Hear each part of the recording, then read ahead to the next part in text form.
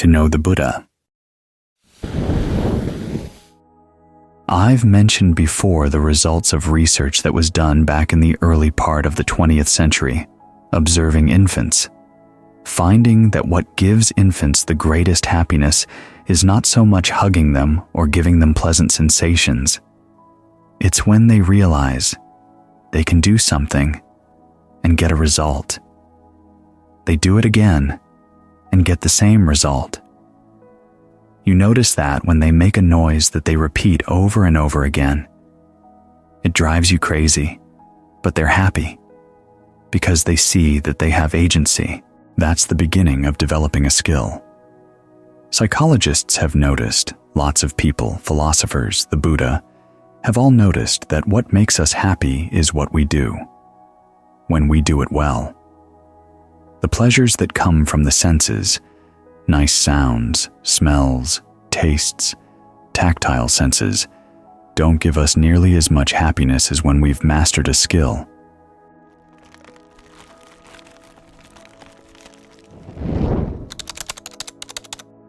It's good to think about this.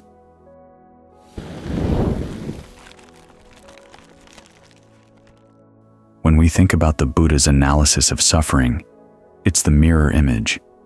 He defines suffering, dukkha, stress, pain, as the 5 clinging aggregates. Now, the act of clinging is an action, and the aggregates themselves are actions, even the body.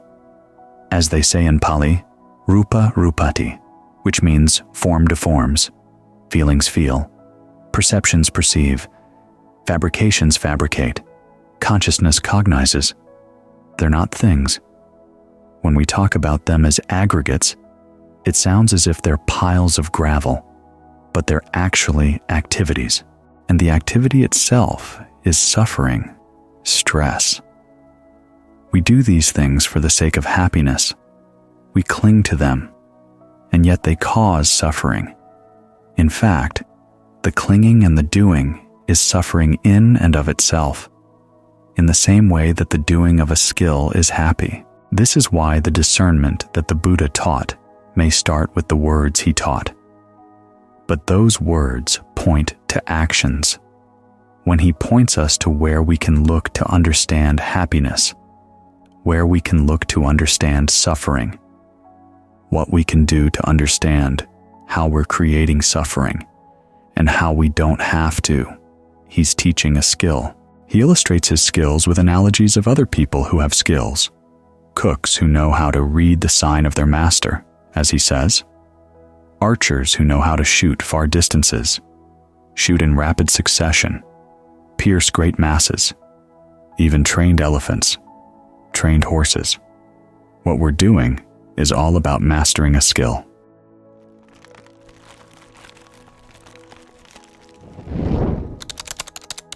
So, we hear what the Buddha has to say, and we think it through.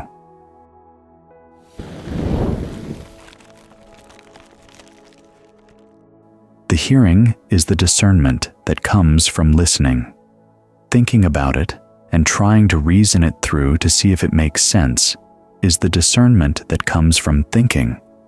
But then there's the discernment that comes from developing when we actually develop in our actions the qualities he talks about. We can read about mindfulness. We can think about how mindfulness works together with ardency and alertness. We can come to certain conclusions.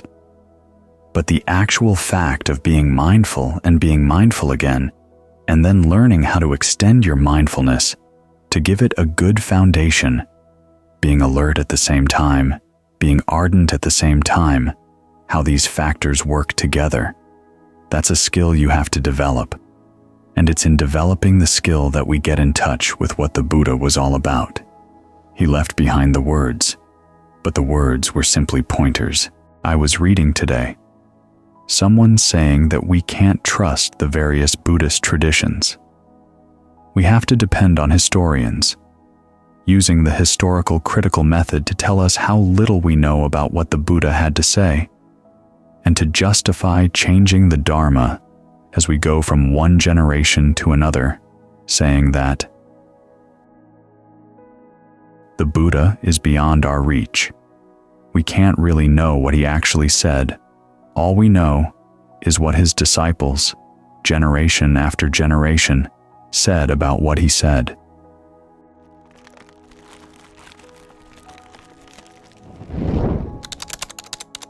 But that's not why we're interested in Buddhism.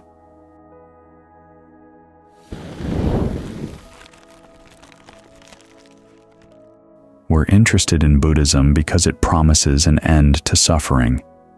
It teaches us a skill, and that skill doesn't change. It's the same skill in the time of the Buddha as it is now.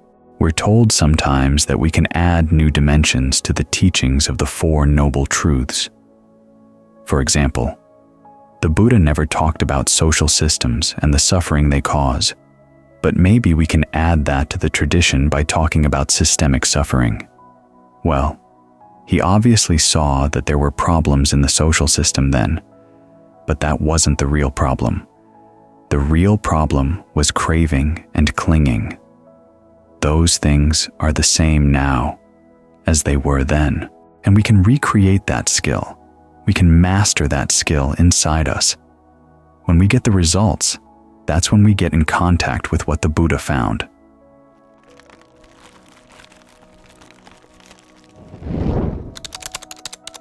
It's like recovering old manual skills.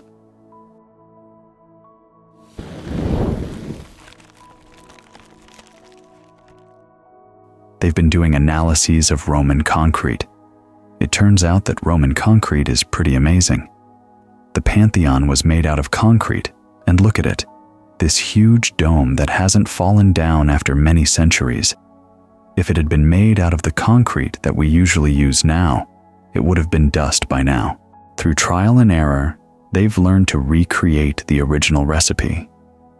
They've analyzed what was in there, and they've found that the Romans added some unusual things to their concrete to make it so strong. So, skills like that can be recovered. We may not be able to recover the Buddha's precise words, but we can recover his skill. Take the sutta on setting the wheel of Dhamma in motion. Sometimes it reads as if it were just an outline of what the Buddha had to say. The Buddha mentions the 5 aggregates, but doesn't define what they are in the sutta. So maybe he actually did define what they were when he gave the talk reported in the sutta. That part may be beyond recovery, but the skill isn't beyond recovery. It's the part of the Dhamma that's deathless. So, if you want to know the Buddha, try to master this skill. He talks about how you relate to your breath. It's something very immediate. It's right here in your body. He talks about what you can learn by learning how to breathe aware of the whole body, learning how to calm the breath, learning how to breathe in ways that give rise to rapture, pleasure, to breathe in ways that allow you to be sensitive to how feelings have an impact on the mind, how your perceptions have an impact on the mind, and how you can calm that effect.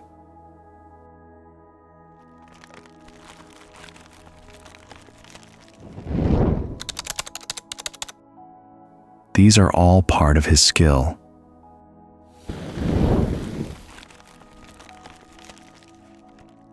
So, you go through the effort that's required to master this skill. As he said, it basically comes down to commitment and reflection, and then he expands on that when he defines the 4 bases for success. The commitment starts with desire. You really want to do it, so you learn how to focus your desires in such a way that they don't get in the way. All too often, it's easy to focus so much on what we want out of this that we forget to pay careful attention to really wanting to do it right. It's a meticulous job. Like those movies of prison breaks, you have to be very careful, step by step. You can't rush the steps, but of course, you don't want to be too slow. So you're meticulous in focusing your desire in the right place, i.e., on the causes. Then you put forth the effort, whatever is required, and you pay careful attention to what you're doing. This is the beginning of the reflection. It's not that you do and then look. You look while you're doing, and then you look at the results. The reflection doesn't stop with just looking and being sensitive to what you're doing and the results.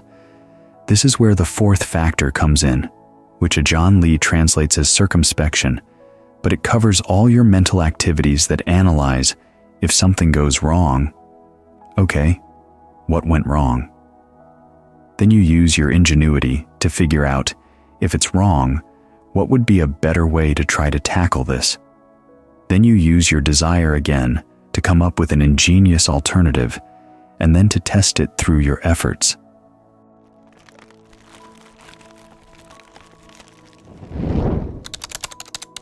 These bases for success go around and around like this.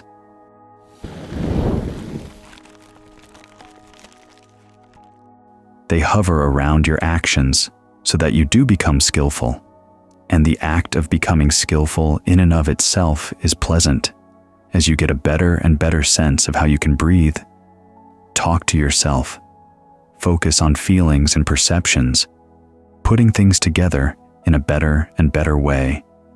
You start using these aggregates as a fruitful path rather than as an unsuccessful path. That's why clinging to the aggregates is suffering, because the clinging is acting on them, using them, in ways where you're not really getting the results you want. There's a sense of frustration. You're putting in the effort and you're not getting the results. That's the suffering. So when you start putting in the effort and you do start getting results, that's happiness. It's a happiness that goes deeper than just the pleasure of having a comfortable breath and allowing the comfort to expand.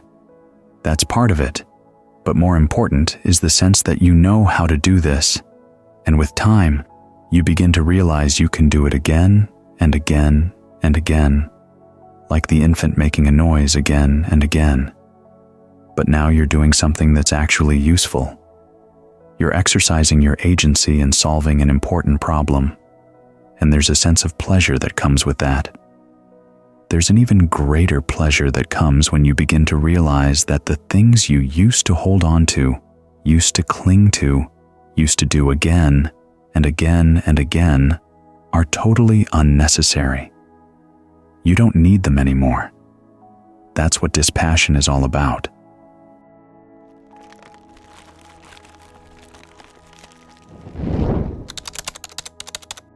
Dispassion gets a bad rap in our society.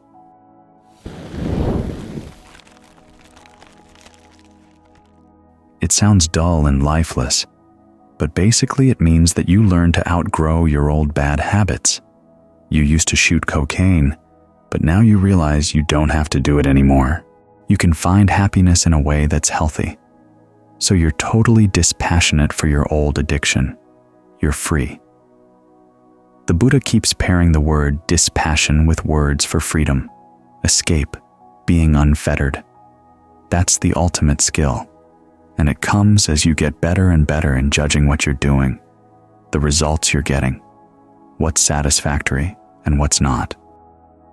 So, this is how we get to know the Buddha, through recreating his skill. He gives the formula and we can follow it. It's just like the people who can make Roman cement again. We can rediscover the path within ourselves. We can find freedom within ourselves. And that's the Dhamma that's really worth knowing.